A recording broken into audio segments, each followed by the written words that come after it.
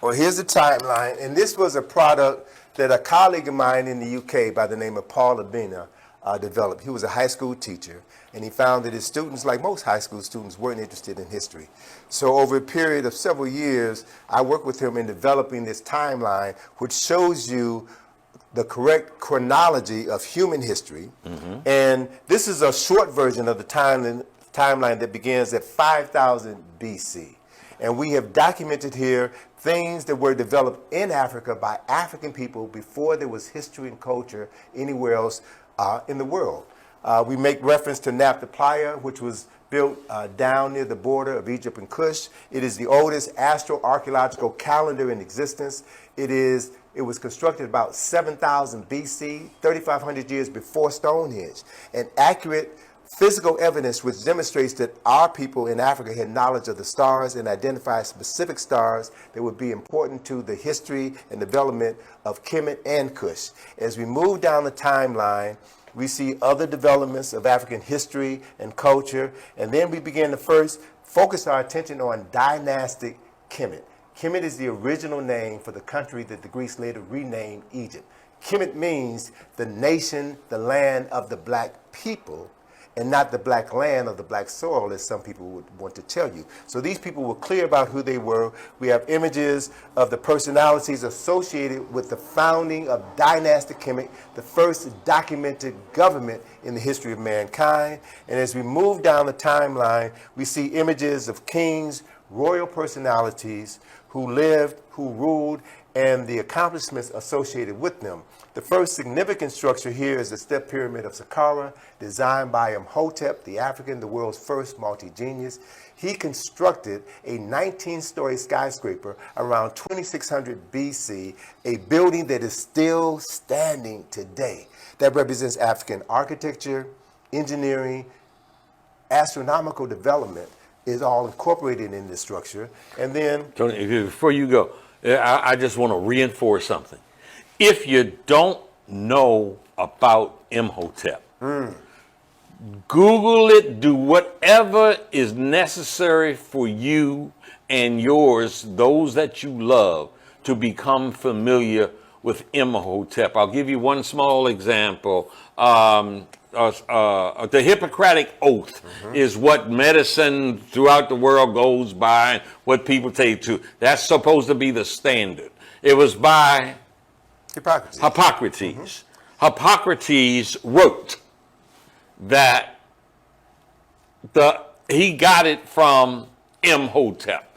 He called Imhotep, what did he call him? Asclepius, the god of medicine. Yeah, that's right. He called Imhotep. He said he didn't deserve, it was Imhotep who taught him. He sat at the foot of Imhotep's knowledge. Right, absolutely. And so in that context, Rock, the Greeks came into Kemet, renamed it Egypt, studied 4,000 years of African excellence, and then attempted to replicate it the best they could. And so the Greeks then went on to become the fathers of medicine, the fathers of philosophy. But they acknowledged, the Greeks acknowledged, that we got all of this from the Africans in Kemet. So those are memories that have to be restored as well. So Imhotep, and as a matter of fact, a great book on Imhotep is called Imhotep the African, written by Robert Bauval and Thomas Brophy, Imhotep the African. So we have the Great Pyramids of Giza, which from the time of their construction, around 2500 BC until 1888, when the Washington Monument was built, this was the tallest man-made object on the planet. African excellence on display. We move down the timeline and we can see images of African rulers. Even though some of the noses may be missing, some of the lips may be missing, you can still tell you're looking at the faces of African people. As we continue down the timeline, we have examples of the Edwin Smith Papyrus, which is the oldest medical text ever recorded, which we know that it was a copy of an earlier ancient African medical text. So again, reinforcing the significance of Imhotep as the true father of medicine. And then we have other kings as we move down the timeline. We have here is the main reference that I want to make here is 832 BC. 832 BC is when Homer wrote the Iliad and the Odyssey. That is the earliest example of writing in Europe which existed thousands of years after documented examples of African writing. Every temple in Kemet had a library. Every library had thousands of books, papyrus scrolls, on knowledge associated with every aspect of the human endeavor. So the Europeans began writing at 832 BC. And then we have at 776, Romulus and Remus founded the city of Rome. So right here in this little area, we have the beginning of Greco-Roman civilization, which is where European history begins.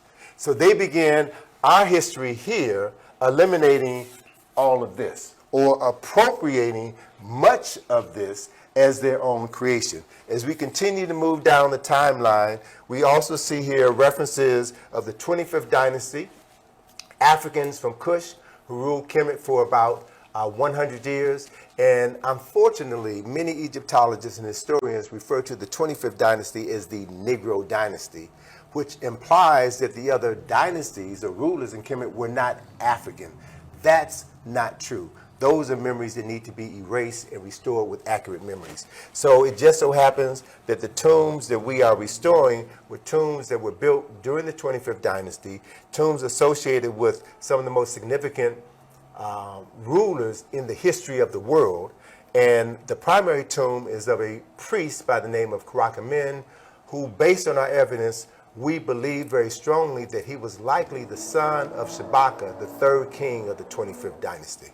As we move down the timeline, we come into a period where the Greeks began to come into Egypt to study in Egypt. Let me slide over. See, Okay. you can get a better shot. We come down the timeline, we reach the period here where the Greeks began coming into Egypt, or Kemet, to study philosophy, mathematics, medicine, and they then return home and would later become the fathers of those things that were said to have been attributed to them.